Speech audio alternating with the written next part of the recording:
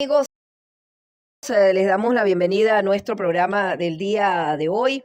Hoy, viernes, tenemos un programa pregrabado. De verdad que lamentamos tener este programa pregrabado en el día de hoy porque sabemos la participación que siempre ha generado en ustedes, en los oyentes, el tener en este espacio a un candidato o candidata a las primarias por parte de la oposición. Pero bueno, fueron cosas de horario, de agenda, pero no podíamos dejar pasar la oportunidad para conversar con Delsa Solórzano, candidata a las primarias para el 22 de octubre. Así que con ella vamos a conversar. Yo sé más o menos cuáles son las preguntas de todos ustedes, los oyentes, ya los conozco, ya sé por dónde vienen los tiros con las preguntas que le han hecho a todos los candidatos que he tenido aquí de las primarias. Bienvenida, Delsa, a el estado Táchira. No es la primera vez que conversamos, ya nos hemos visto en varias ruedas de prensa, en varias actividades políticas. Pero, por supuesto, en el día de hoy hay que comenzar hablando de lo que fue el pasado miércoles, con el debate de los candidatos a las primarias para el 22 de octubre, repetimos. Esto pues, hay mucho que decir de esta actividad, de este ejercicio político interesante que se llevó a cabo en el día de ayer. Balance que hace de esta actividad que fue vista por gran cantidad de venezolanos. Bienvenida. Gracias, de verdad que gracias por invitarme a conversar contigo.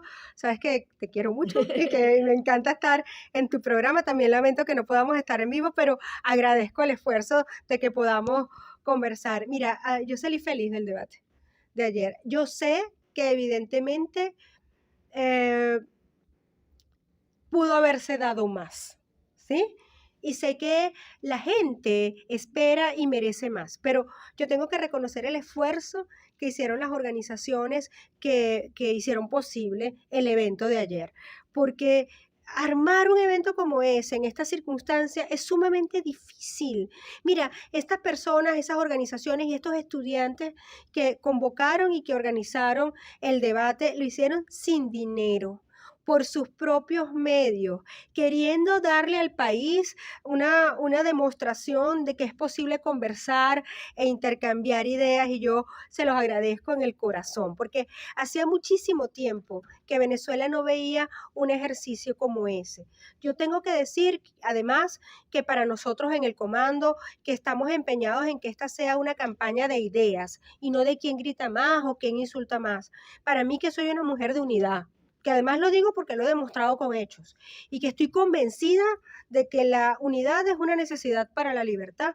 Creo que lo que ocurrió ayer es un buen primer paso para eso, para que la gente nos viera juntos, para que la gente escuchara parte de nuestras propuestas y para prepararnos y calentarnos, ¿por qué no?, para los próximos debates, porque en el calendario que presentó la Comisión de Primarias hay varios debates, y yo quiero que haya muchos, porque creo que faltaron muchos temas por poner sobre la mesa y muchos temas por debatir. Por cierto, eso de que faltaron temas, yo estaba en una actividad, no pude ver el debate en vivo, estaba fuera de cobertura, estaba haciendo actividades de frontera y después me puse a leer los comentarios y vi que hay algunas quejas que no se escucharon suficientes propuestas, digamos, propuestas de cada uno de ustedes. ¿Qué crees que a qué se le atribuye esto que la gente piense que no hubo propuestas? Sí, es que faltó. A ver, este es el primer ejercicio y eso hay que tenerlo en cuenta. Repito, si nosotros revisamos el calendario de la comisión, va a haber debates. Y espero que sean debates, digamos, con una riqueza de temas distintos, donde ya hayamos, por ejemplo, firmado el acuerdo de gobernabilidad que está previsto que se firme para el próximo 4 de agosto. Yo sí soy una convencida, yo sé que hay candidatos a los que no les gusta, yo sí quiero ya firmar mi cosa, yo sí voy ahí a firmar mi acuerdo de gobernabilidad porque yo sí creo que es necesario. Sé que hay candidatos que no quieren, bueno, yo se los respete, pero yo sí voy a ir a firmar mi cosa porque yo sí creo en la unidad, pues.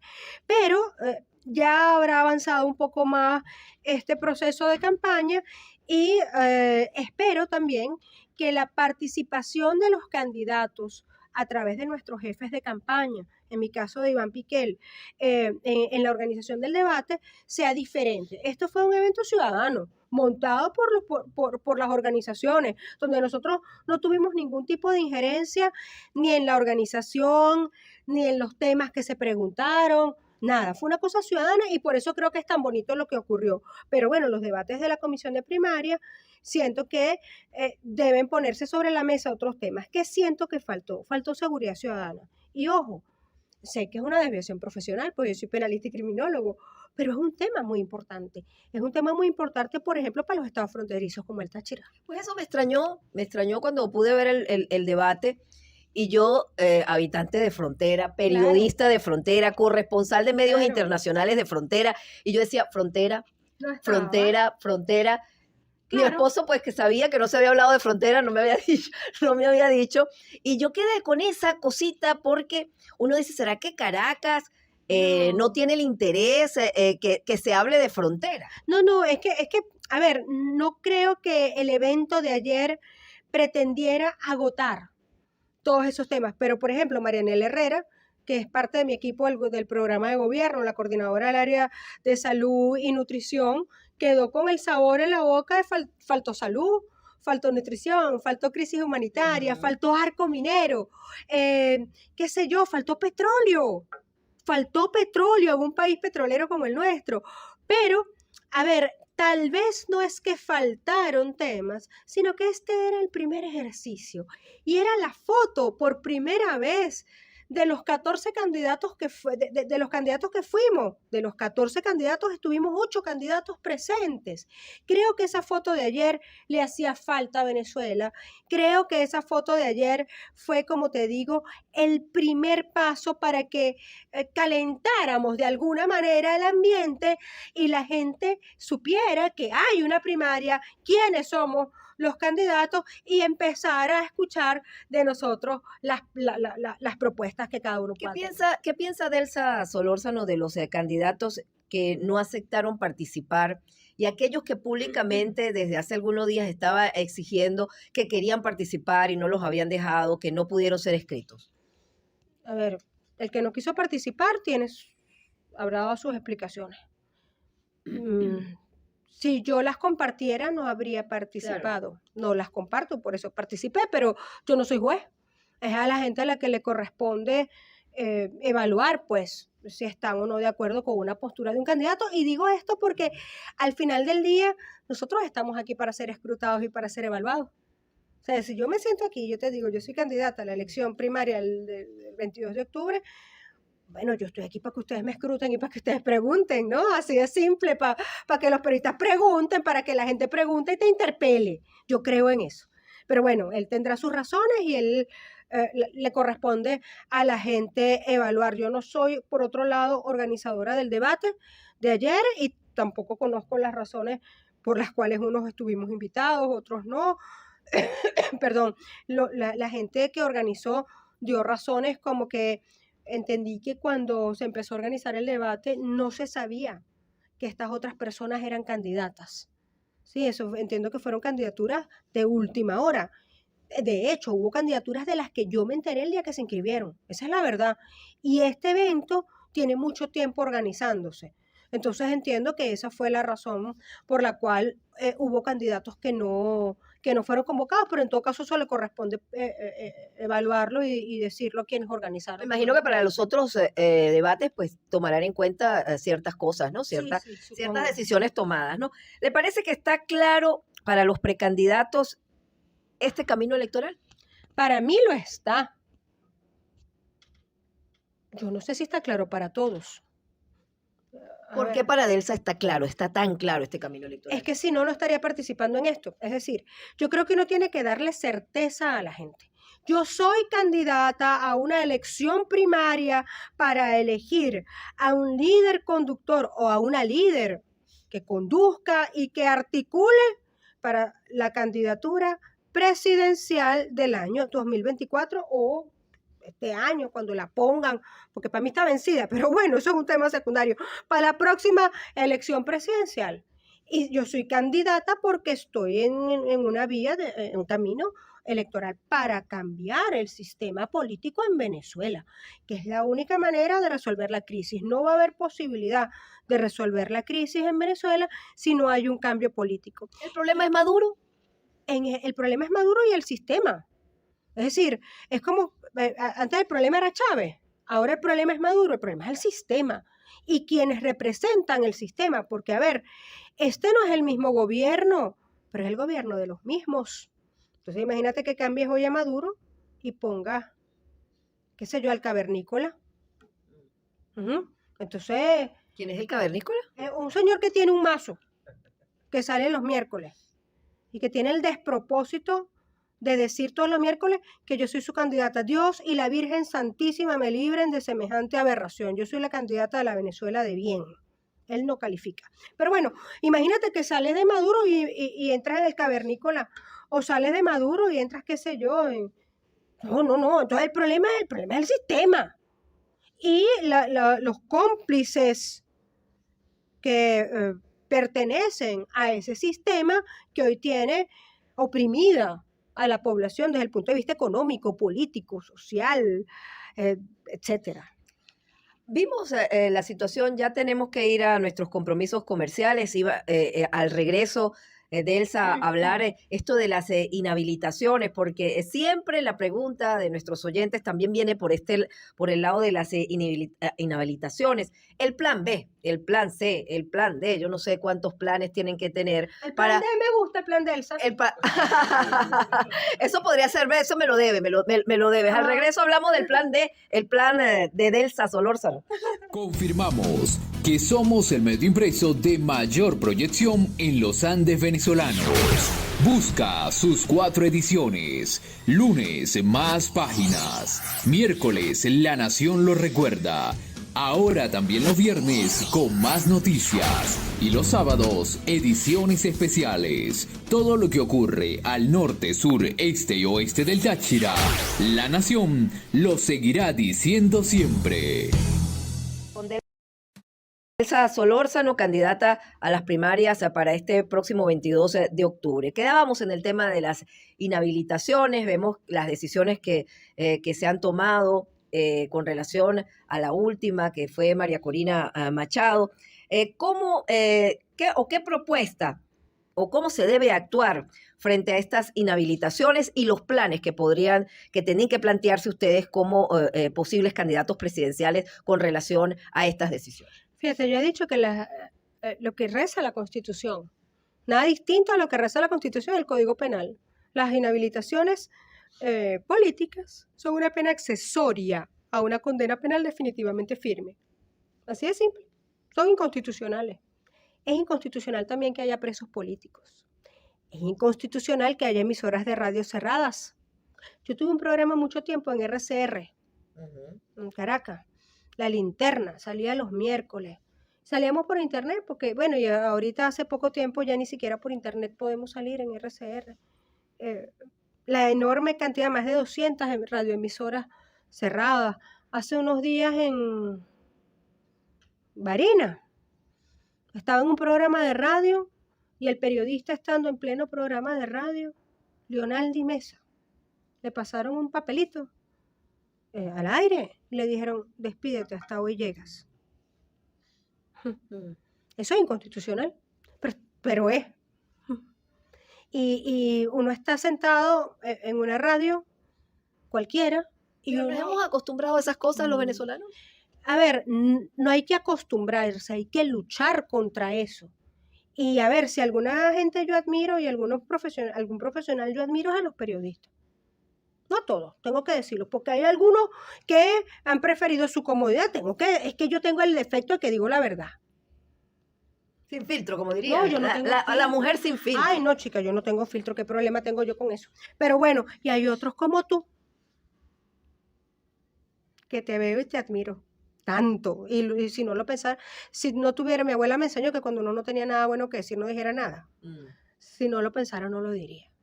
Hay quienes se rebelan todos los días como lo haces tú. Y sigues ahí denunciando y eres periodista de frontera. Tú sabes lo difícil que es ser periodista de frontera en el Táchira. Y tú lo eres. Entonces yo creo en eso. Yo creo firmemente en esa forma de oponerse a lo que nosotros estamos viviendo. Y hay maneras de hacerlo, de no acostumbrarte y de seguir denunciando y levantando la voz y oponiéndose a la situación, más que decir a un gobierno o no, es a una situación que tiene oprimida a una nación. Pero, ¿cómo nosotros entendemos que tenemos un reto enorme, que es, nosotros no tenemos nada distinto a la Constitución, nada, porque no es verdad que van a venir a invadirnos. Yo entiendo que hubo gente que dijo hace tiempo, porque eso era lo que decían, no, que van a venir. Y yo siempre he dicho, el problema de Venezuela lo tenemos que resolver los venezolanos. Mira los ucranianos. Un buen amigo mío, por cierto, me escribió anoche, estaba en Kiev, en la capital de Ucrania, y había alerta aérea en la madrugada de ayer, un muy buen amigo allá, y estaba en alerta aérea. Y ellos no están esperando que llegaran los gringos a rescatarlos. No van a venir para Venezuela a rescatarnos tampoco. El problema de Venezuela lo tenemos que resolver aquí. Entonces eso significa que nosotros tenemos el reto de resolver por las vías democráticas y de enfrentar por las vías democráticas a un sistema que no es democrático. Esa es la realidad. Ahora bien, vamos a entrar a hablar de las propuestas para el país. Vamos a aprovechar lo del debate, aquellas cositas que quedaron fuera del debate que se realizó esta semana. ¿Cuál será su primera acción de ser electa presidenta de Venezuela? Vayámonos hasta el 2024. Liberar a los presos políticos. Tú no puedes pretender que el país pueda avanzar mientras haya prisioneros de conciencia. Javier Tarazona está preso. ¿Cómo tú avanzas, cómo tú piensas en cualquier cosa si tú no liberas a los presos políticos? Y ojo, no es que la liberación para el que no sabe, yo entiendo que hay gente que no tiene ni la menor idea del tema de derechos humanos. Documentense, por cierto. Pues tú no puedes, por ejemplo, equiparar a la víctima con el victimario, por cierto. Equiparar a la víctima con el victimario no solamente demuestra un desconocimiento enorme de lo que son los derechos humanos, sino que además es una falta de respeto con las víctimas. Tú no le puedes decir, por Jesucristo, ¿no?, a la familia, qué sé yo, de Acosta Arévalo, que lo asesinaron, o de Fernando Albán, que lo asesinaron. Y digo, por ejemplo, de Fernando, pero yo soy abogada de la familia de Fernando, ante la ONU, por ejemplo. Tú no le puedes decir a la familia del general Hernández de Acosta, que acaba de sufrir una CB hace poco tiempo. Tú no le puedes decir a la familia de Luis de la Sota, que está aislado en Dijecín. Tú no le puedes decir a la familia de Franklin Caldera, o de Gasparini, o de ninguno de los prisioneros políticos, que ese asesinado, o que ese torturado, o que ese preso es exactamente igual que su torturador. Perdón, pero eso a mí me parece un despropósito y lo tengo atarugado aquí y lo tenía que decir porque lo tengo atarugado aquí desde ayer. Perdón, pero es así. Entonces tú no puedes pretender que puedes avanzar en nada mientras haya presos políticos. Yo tengo el decreto hecho, decreto número 0124 de la Presidencia de la República. Libertad para los presos políticos. Esos son 30 segundos. Y sigue. Decreto número 2, reglas de la transición. ¿Por qué? Porque lo que viene se llama transición. Y en el marco de la transición establece economía para resolver el tema de la salud, para resolver el tema de la educación, de las pensiones, etcétera, y para poder generar desde la Presidencia de la República propuestas legislativas que llevarás a la Asamblea Nacional para generar seguridad jurídica. Más de 300 leyes tenemos ya hechas que van desde leyes de resarcimiento a la víctima, leyes para la Comisión de la Verdad, que hay que establecer, lo que tiene que ver con justicia transicional y todo lo que tiene que ver con un marco económico para transformar a Venezuela, la economía de Venezuela, en esa economía que hay hoy en día, tristemente, que es una economía de puertos, una economía de producción. Pero además hay reformas necesarias para el tema de la Fuerza Armada Nacional, hay reformas necesarias para el tema policial, hay reformas penitenciarias que hacer y además hay proyectos importantísimos que tienes que llevar a los multilaterales para que durante los primeros 100 días, mientras tú logras revitalizar la economía a través de la inversión, puedas tener plata que venga para el país a costo cero. Porque ¿de dónde voy a sacar los reales los primeros 100 días? ¿De dónde? Tú me vas a decir que los productores de plátano del Zulia van a producir en 2 días. Mentira, tienes que reactivar el crédito. ¿Mm?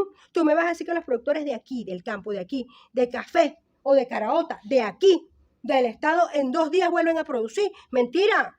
O que el sindicato de la construcción, nosotros tenemos a Ramiro del partido ahí, en 2 días ya está construyendo. No, tú tienes que tener los recursos. La construcción la puedes reactivar más rápido, por cierto, con los proyectos que puedes tener a través de los multilaterales, pero tienes que buscar los reales. Y yo sé dónde buscar los reales durante los primeros 100 días para devolverle, entre otras cosas, el valor al salario. Que tenemos un país, esta frase es muy utilizada, polarizado totalmente, ¿verdad? ¿Qué deberían esperar aquellos venezolanos que confiaron en el chavismo? Si usted llega a ser presidente, tenemos aquella frase de justicia o venganza, ¿verdad? Porque vemos opiniones muy encontradas en este tema con candidatos de la oposición. Mi papá fue chavista. Yo pasé 22 años sin hablarle. Él pasó 22 años sin hablarme. Yo pasé 22 años buscándolo. Y nunca me rendí. Mi papá estuvo preso en el cuartel San Carlos durante, no sé, 18 años, casi 2 décadas. Bueno, porque era guerrillero, ¿no? Y yo hago lo que hago para reivindicarlo. Mi papá decidió, fue su decisión, la Venezuela de la venganza, que es la misma que nos tiene hoy aquí. Yo decidí por la Venezuela de la justicia. La venganza no nos lleva por ningún buen camino. Hay que hacer justicia. Las víctimas merecen justicia. La justicia nos lleva a la reconciliación nacional. Eso es una regla de la justicia transicional. La venganza nos lleva al odio y a la división. Y uno de los ejes fundamentales de nuestro programa de gobierno y de lo que es la estructura de nuestro comando de campaña es la reconciliación nacional. Mi compromiso con Venezuela es que nadie sufra lo que yo sufrí. Que nadie se quede debiendo los abrazos. Vamos a cumplir nuestros compromisos comerciales de esta hora. Al regreso, la visión sobre PDVSA, otro tema que no se habló. Pero qué sabrosa está esta entrevista. Dice, la PDVSA post-chavista, en el marco de esto, de las tendencias que hay en el mundo, de los cambios de... ¿Ah, sí? Sí, ya no al Twingo ni al... No, yo no me hallo mucha Shakira. Ni bruta ciega ni sordomuda. No, el Optra, ya te voy a contar, ya vamos a asociar PDVSA con el Optra, ya vas a ver. Ok, vamos a cumplir nuestros compromisos comerciales de esta hora. Al regreso seguimos con Delsa Solórzano, candidata a las elecciones primarias de la oposición el próximo 22 de octubre. Nuestro nuevo canal de YouTube, @La Nación Radio. Todo el contenido de www.lanacionradio.fm, ahora en nuestro canal de YouTube. Programas en vivo, entrevistas, promociones y todo lo que sucede en Táchira, Venezuela y el mundo. Suscríbete ya, dale like y activa la campanita. No te pierdas nada, nada, nada, nada. Una nueva ventana desde el Táchira para el mundo. @La Nación Radio en YouTube. En el Nuestro programa con Delsa Solórzano, candidato a la primaria de la oposición a realizarse el 22 de octubre. Quedamos con el tema de PDVSA porque hay que hablar de la PDVSA, de llegar el caso del postchavismo y en el marco de la tendencia universal del cambio de energías a energías limpias. Esto de comparar, y lo dejabas allí antes de ir a los compromisos comerciales, de PDVSA con el Optra. ¿Cómo es eso? Es que mi Optra, el que tenga un Optra... Valga la cuña. No es una cuña, créeme. No es una cuña. No. A ver, si yo vendo PDVSA, ¿ve quiénes están planteando la privatización de PDVSA? Ojo, yo soy de centro derecha. O sea, yo sí me defino ideológicamente. Porque, a ver, si lo de ayer hubiera sido un debate en estricto sentido, cuando cada uno de nosotros se presentó, hicieron presentaciones ideológicas que yo hubiera refutado. ¿No? porque la izquierda, centroizquierda, socialdemocracia, democracia social, derecha, centroderecha, liberales o conservadores, etcétera. Pero hay gente que se inventa unas ideologías para no decir lo que es y para justificar que tienen una melcocha que a lo mejor no saben lo que es. Chévere, pero me hubiera encantado entrar en ese debate. Yo soy de centro derecha y creo en la economía social de mercado. ¿Eso qué significa? Que creo una economía de mercado, pero donde el centro es el ciudadano que nunca se va a ver afectado por una política económica, ¿no? Sino que es una economía de mercado con equilibrio, con foco en el ciudadano. Yo creo en eso. Y entonces tú me vas a decir, Elsa, si tú crees en eso, ¿cómo es posible que no estés viendo que hay que privatizar las empresas del Estado? Y resulta que eso es contradictorio, porque si yo creo en la gente, y yo sé, realmente si yo conozco a Venezuela, yo hoy tengo que saber que PDVSA está en ruinas, que PDVSA hoy es chatarra, que si yo la privatizo hoy, iré a vender el subsuelo, porque no hay más nada. Y eso hoy es ilegal. Hoy es inconstitucional. Si yo vendo PDVSA hoy, la iré a vender como chatarra, como un Optra. Pobre, o sea, a ver, no es que yo tuve un Optra hasta hace poco. Y mi pobre Optra, además de los palazos que le dieron en la Asamblea Nacional, que tenía hasta un batazo en el techo de un colectivo saliendo a la Asamblea, de verdad, en serio, ese pobre Optra mío pasaba más tiempo en el taller que en mi casa, porque siempre estaba malo. Además se le friega una cosa que se llama Holt. Se le prende el Holt, es que ya broma, que es una válvula, eso no prende más. Y eso le pasa una vez al mes. ¿Alguien tiene un Optra aquí? No, pobrecito mi carro. Yo tengo un Twingo. Ah, ¿tú eres un Twingo? Ah, pero tu esposo sabe coger bien, escogió bien. Mira, en serio. Entonces, caramba. Entonces yo vendo PDVSA y lo voy a vender como vendí mi otra. ¿Me entiendes? Como chatarra, casi que para repuesto, es una torpeza. Porque además hay unas deudas. Ojo con eso. Hay que evaluar la constitucionalidad de esas deudas. Yo creo que son inconstitucionales las deudas, pero yo tengo que traer inversión privada. Entonces, ¿qué hago yo con esta gente que me está reclamando una deuda? Mira, hermano, yo no tengo con qué pagar, y nuestros expertos en materia de petróleo tienen un plan para eso. Yo tengo con qué pagar, pues usted venga e invierta en PDVSA. Vamos a recuperar la industria, y la recuperación de la industria va acompañada de que si yo invierto en la industria, tú necesitas, préstame un cuaderno que está ahí ahí en mi bulto, hay un cuadernito azul. Tú necesitas, lo puedes abrir, papi, no tengo la regla, así que no te vas a encontrar un Tampax ahí. Ajá.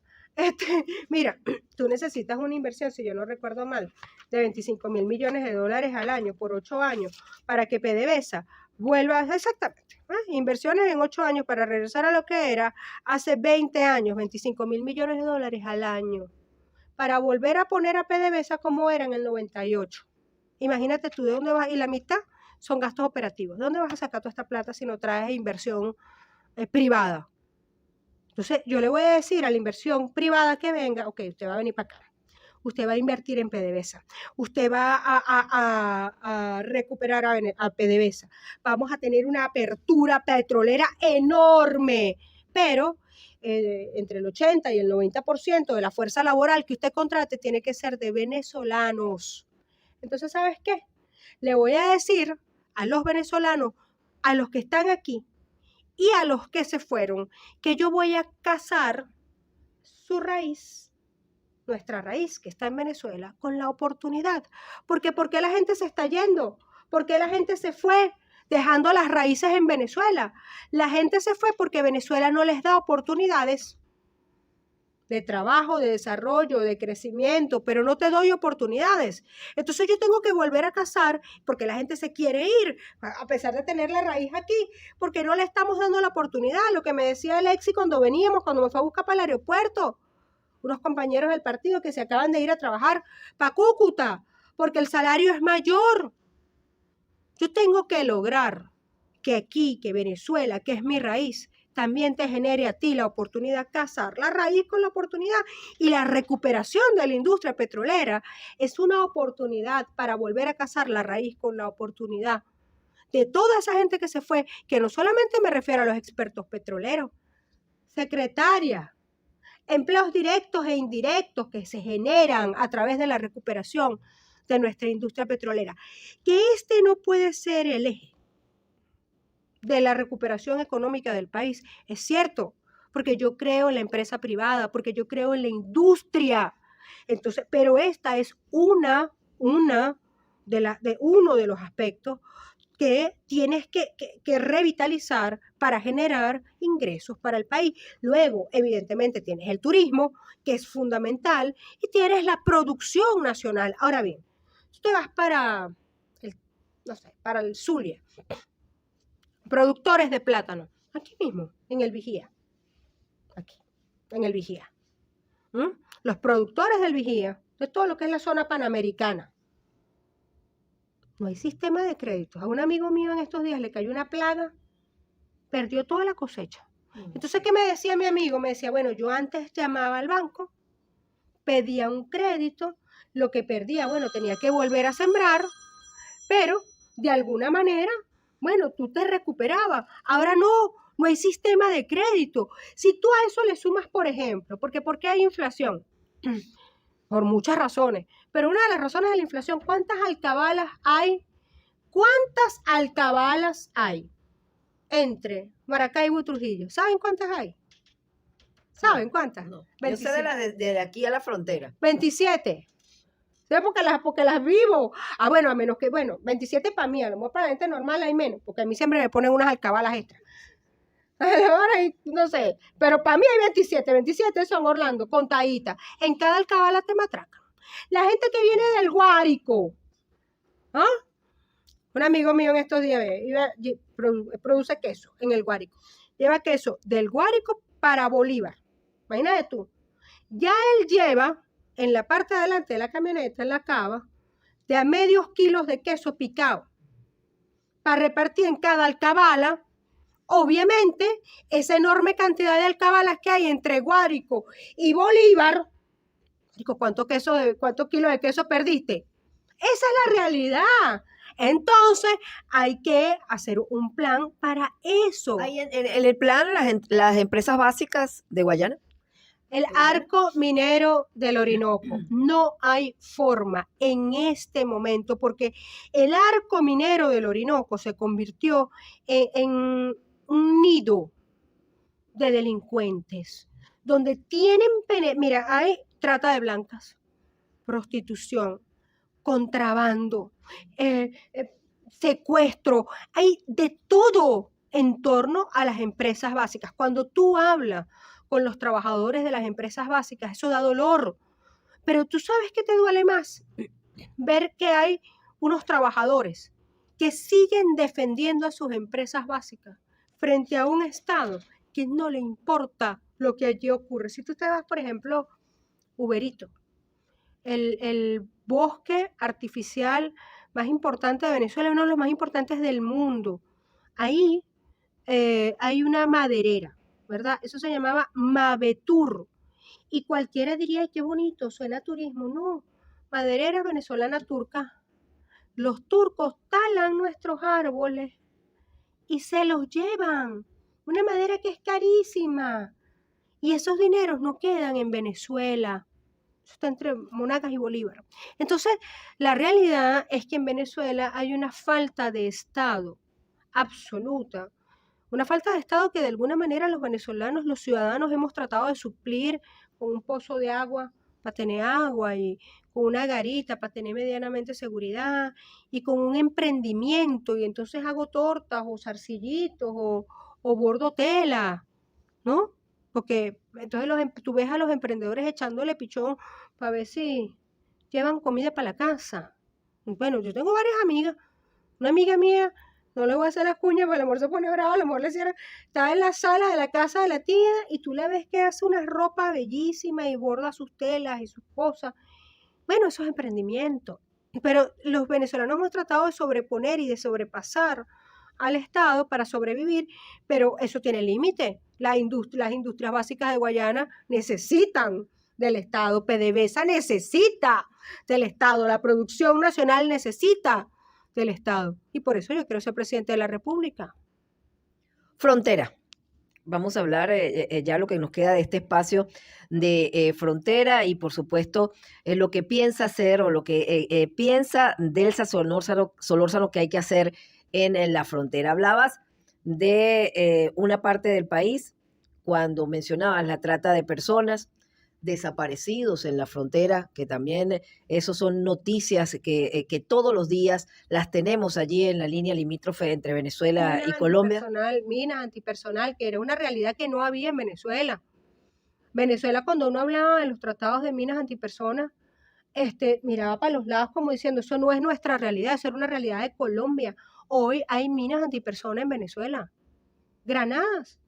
Te lanzan granadas en Venezuela, te secuestran en Venezuela, campos de entrenamiento de la guerrilla en Venezuela, aquí, en el Táchira.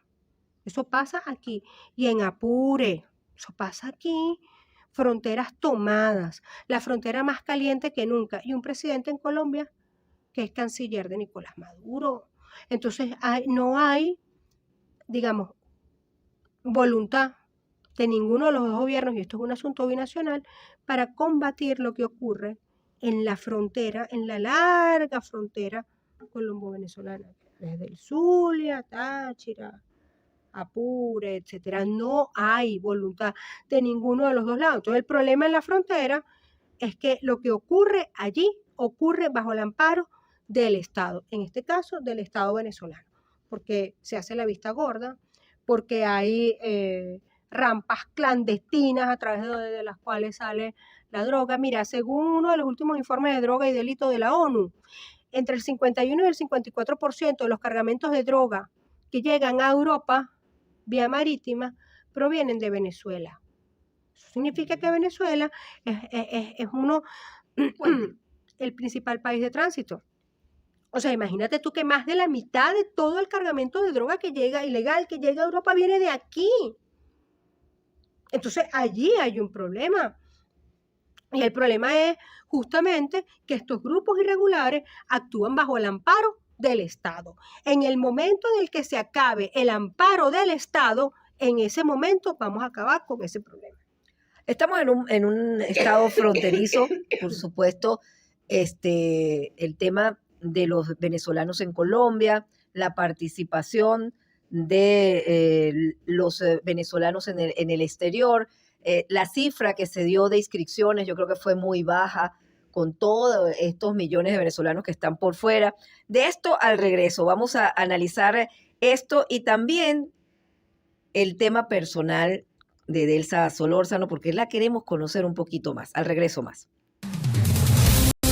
Conéctate a www.lanacionradio.fm y disfruta de nuestra programación musical e informativa en La Nación Radio, siempre en el corazón del tachirense. La Nación Radio. En nuestro programa, ya la última parte, con la candidata a las elecciones, a la elección primaria de la oposición para el próximo 22 de octubre. Estábamos hablando de la frontera. Se me escapaba un tema, Delsa, con relación a Venezuela. Se arregló.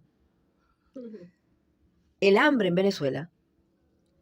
Todo lo que vimos nosotros aquí en este estado fronterizo, del paso de migrantes por los puentes internacionales, todos los días hacíamos noticias de esa gran cantidad de familias que cruzaban el país, la participación de estos venezolanos en las primarias. Se esperaba que muchos más venezolanos se inscribieran. Eso es más o menos lo que quiero hablar en este último espacio. Fíjate, la inscripción superó 200.000 venezolanos, no tengo el número exacto, pero fue más de 200.000 venezolanos. A mí me parece que es un número bastante importante. Hay que tener en cuenta que a veces la gente cree que el que se va está cómodo, que el que se va está bien, que el que se va tiene acceso a todo, y esa no es la realidad, tú lo sabes muy bien. La mayoría de la gente que se va pasando trabajo. Y hay que destacar también el tema del miedo. El miedo de que, bueno, si me inscribo en la lista, entonces no me van a dar el pasaporte, no me van a dar la cédula de identidad. El miedo alcanza a los venezolanos estén donde estén. Y esa es una realidad. Yo más bien me siento muy contenta de esos más de 200.000 venezolanos que finalmente se inscribieron. Que no son los 7 millones, es verdad. No todos pueden votar en esos 7 millones de venezolanos. No todos estaban inscritos en el registro electoral y eso es otro aspecto que hay que evaluar, que era obligatorio estar inscrito en el registro electoral. Y hay que destacar que el registro electoral nunca abrió para los venezolanos que están fuera del país. Yo conozco muchísima gente, chamos, que se fueron sin haberse podido inscribir en el REP en Venezuela y que tampoco pueden participar en la primaria porque no hay manera de registrarlos en ninguna parte. Entonces, eso te pone de cara a una segunda parte de la lucha, que es que una vez que yo gane las primarias, hay que luchar para que haya condiciones electorales. Y dentro de esas condiciones electorales está evidentemente la apertura del registro electoral dentro y fuera del país para garantizar el derecho a participar de todos los venezolanos estén donde estén. Esta burbuja de Venezuela se arregló, ¿verdad? Hoy uno sigue viendo, porque lo vemos y no lo podemos ocultar, personas buscando comida en la basura, la desnutrición de los niños. Yo hacía una entrevista hace poco con una pediatra y me informaba de cifras importantes de desnutrición de los niños. Los niños no están comiendo lo que tienen que comer. Hay ese peligro que no se desarrollen mentalmente los niños. Entonces Venezuela, ya el futuro sería otro para los venezolanos, negativo, hablando de la desnutrición de los niños. Delsa Solórzano, ¿cómo ve esto y cómo lo enfrentaría? Fíjate, el tema, ese es un tema muy complejo porque no solamente tiene que ver con la desnutrición infantil, con la desnutrición materno-infantil también, que se complementan, sino que además tiene que ver con un tema educativo. Las carencias educativas de los niños y jóvenes de los sectores más desposeídos son bárbaras. Estos niños están yendo a la escuela 1 o 2 veces a la semana, por 2 razones. Una, porque los maestros o maestras, los docentes, no tienen dinero, la plata no les alcanza para ir a la escuela. Esa es la verdad. Entonces los maestros se turnan y van 1 o 2 veces a la semana a dar clase nada más. Por otro lado, tú ves estos niños que se quedaron con una sola maestra para todo el bachillerato, o con un solo profesor para todo el bachillerato, a veces el de educación física, a veces el de matemática, y le promedian la nota para todas las demás materias. Eso pasa en las escuelas públicas de nuestro país. En las escuelas públicas de nuestro país pasa que se cayeron. Hay municipio, no sé, de Torres, en el estado Lara, Carora. Ahí casi no quedan escuelas y liceos, pues se cayeron. Porque además otro problema es que se centralizó todo. Yo estudié en una escuela municipal en Caracas. Esas escuelas municipales dependían del municipio y el municipio tenía recursos para su escuela municipal.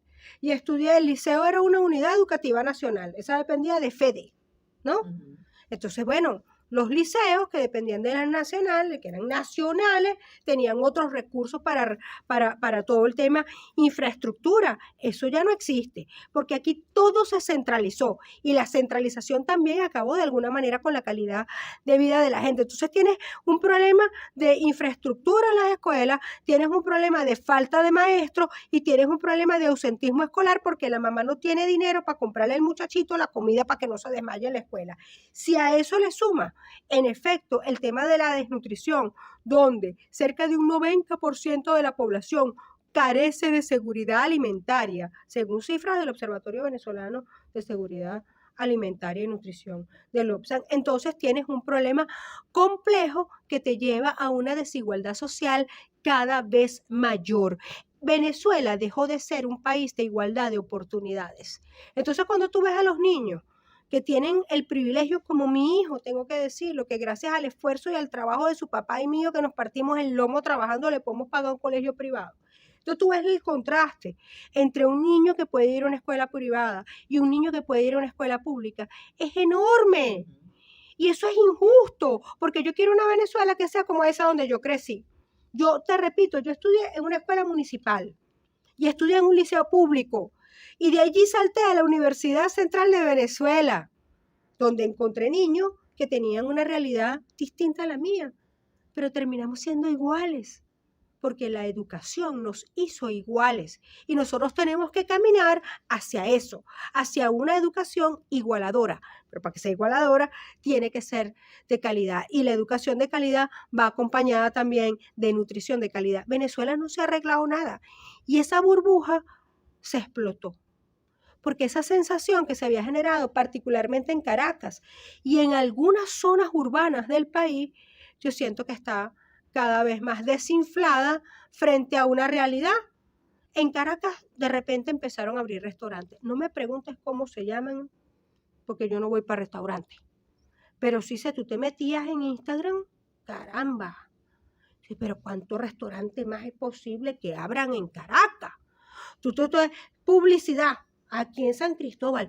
Y uno dice, chule, pero ¿será que todo el mundo se me... Pero entonces los restaurantes vacíos? Porque además tampoco es que hay tanto enchufado para llenar todos esos restaurantes. Son como que los mismos enchufados en cada ¿no? Los mismos enchufados en Valencia, tenía que llevar 88 restaurantes, los mismos enchufados en San Cristóbal, los mismos enchufados en Caracas. No hay tanto. No hay cama para tanta gente. Entonces empezaron a quebrar los restaurantes de los enchufados. Y entonces hay unas tiendas, dime tú, en Caracas abrieron una tienda que ahora la tienda, todo en remate, 70% de descuento. Bueno, por supuesto, porque quien vaya a comprar, o sea, a lo mejor tú me vas a decir, no, es que eso hay gente que lo paga, pero $300 por un blue jean, de verdad. Un país que la gente gana entre $5 y $6 mensuales. Entonces ahora está todo el 70% de descuento. Entonces, yo siento que ese mito de Venezuela se arregló. Bueno, como que ya la gente despertó del mismo y la burbuja se explotó, pues, de alguna manera. Apoyó Delsa Solórzano, sabemos cuál fue su posición, pero quisiera que la dijera aquí. El tema de las sanciones. Yo creo que eso de las sanciones es una manipulación. Decían, las sanciones para Venezuela. No es verdad. Ha habido sanciones individuales. Y si una persona viola derechos humanos, ¿verdad? O es corrupto o es narcotraficante, no puede pretender que individualmente los demás países no respondan jurídicamente ante eso. Si usted es un violador de derechos humanos, resulta que la violación de derechos humanos no tiene frontera. Mira qué acaba de ocurrir en la justicia argentina ayer. Ayer, la justicia argentina, justamente haciendo valer el tema de la universalidad de los derechos humanos, abrió una investigación contra más de una decena de militares que violaron derechos humanos en Venezuela. ¿Eso es así?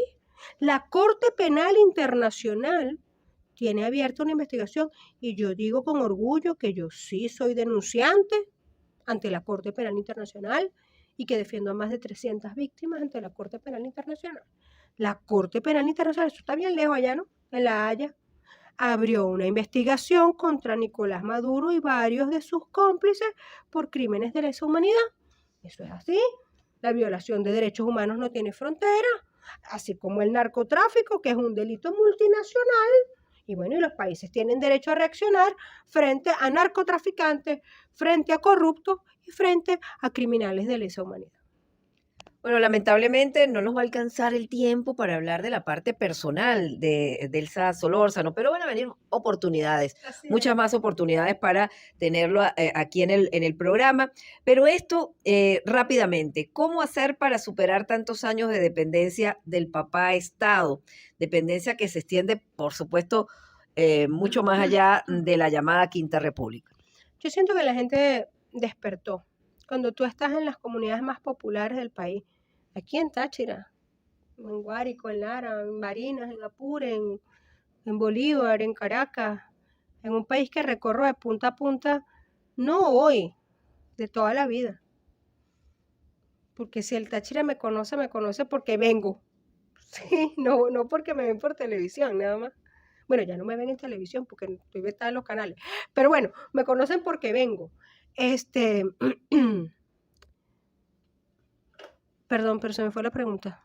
Lo del papá Estado. Muere el papá Estado. Oye, cuando tú recorres el país, la gente te habla del CLAP de una manera distinta. distinta. La gente te dice, recibo el CLAP porque no tengo alternativa, pero no lo quiero. Te lo dicen. La gente te dice, caramba, te lo dicen en la calle.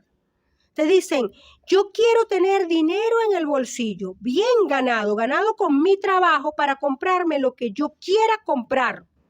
Yo siento que la gente tiene plena conciencia hoy de que ya el Estado no es tu papá. Yo creo, estoy convencida de que hay una ciudadanía que despertó frente a eso y que quiere y que necesita tener fuentes de empleo dignas que le permitan ingresos dignos. Ahora bien, lo que no se puede hacer hoy, de ninguna manera, es de un solo plumazo, tú que hoy no tienes nada, tú que hoy dependes de un salario de $5 al mes, en un país o de $6 o de $4, dependiendo, en un país donde no se produce nada, yo mañana llego y te quito el CLAP. Pues te vas a matar de hambre. Esa es la verdad. Entonces hay que generar programas y planes para atender la emergencia que puedan mantener el subsidio hasta que logremos la recuperación económica plena del país, porque de lo contrario vas a matar a los venezolanos de hambre. ¿Hay entusiasmo Sí. en las primarias y todos estos procesos electorales? Sí lo hay y cada vez hay más. A ver, eventos como el de ayer, como el debate. Yo llegué hoy aquí. Acabo de llegar. Y antes de que ustedes llegaran, crucé a comerme algo en una feria de comida pública que hay aquí al lado. Bueno, yo me puedo dar ese lujo, ¿no? Porque gracias a Dios uno puede ir a comerse, a pesar de que tengo el SEBIN, al DGCIN, Haití, a la Fuerza Aérea detrás de mí, ¿no? Me fue como una cosita, una bala fría para acá al lado. Y el cariño de la gente es lo que yo no tengo cómo agradecer. Y es un entusiasmo que crece todos los días. Y cuando estoy en las caminatas, cuando estoy en la calle, cuando uno toca una puerta y se abre un corazón, y cuando la gente te dice, Delsa, estoy contigo, Delsa, voy a votar por ti, Delsa, Venezuela necesita que tú la dirijas. Y yo siempre digo que Venezuela no necesita a una mujer, necesita a esta mujer en la presidencia de la República. Ese entusiasmo que a mí me tiene en el Táchira hoy no es más que el contagioso entusiasmo de la gente que me tiene en la calle todo el día y que me tiene profundamente enamorada. Bueno, muchísimas gracias a Delsa Solórzano, candidata a la primaria de la oposición para el 22 de octubre. Sabemos que va a regresar, sabemos que vamos a tener más posibilidades de hablar, de conocer más a Delsa Solórzano y, por supuesto, repetirte bienvenida al Táchira. Suerte en todas las actividades que te esperan como candidata de aquí en adelante hasta el próximo 22 de octubre y que, bueno, que todo sea para una mejor Venezuela. Amén. Que todo sea para esa Venezuela que yo quiero regalarle a mis hijos y a los hijos de este país. Y en lo personal, soy casada, me casé con mi novio al colegio y tengo un hijo que está conmigo y que lo ven siempre conmigo. Además, se me gradúa de bachiller este viernes, si Dios quiere, y ahora lo van a ver más conmigo porque entra de vacaciones, así que soy simplemente una madre venezolana que también quiere ser madre para Venezuela. Despedimos nuestro programa. La invitación es para el lunes para que nuevamente nos acompañen, 8 en punto de la mañana. No mencioné las radios, Radio Mundial, La Nación en Radio, Dinámica 106.7 en el municipio Uribante, por allí te están escuchando. También en el municipio Fernández Feo del Piñal de la zona sur, pues siempre conectados a través de nuestro programa. Chao, los espero el lunes. Nuestro nuevo canal de YouTube, @La Nación Radio. Todo el contenido de www.lanacionradio.fm, ahora en nuestro canal de YouTube. Programas en vivo, entrevistas, promociones y todo lo que sucede en Táchira, Venezuela y el mundo. Suscríbete ya, dale like y activa la campanita. No te pierdas nada, nada, nada, nada. Una nueva ventana desde el Táchira para el mundo. @La Nación Radio en YouTube.